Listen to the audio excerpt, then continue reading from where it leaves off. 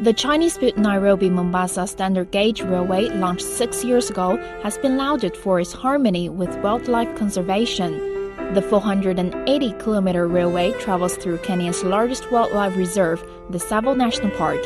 In order to accommodate the living habits of Kenya's iconic wildlife species, such as elephants, giraffes, and other large animals, the railway has set up several animal passages along the length of the railroad and increased the height of the bridges in order to facilitate the passage of animals.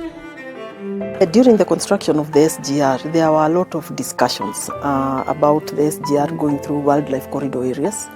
And what we saw is that with the bridges, the underpasses, then this aided actually wildlife movement. What is currently available, I think, has aided and has reduced the fatalities we would expect.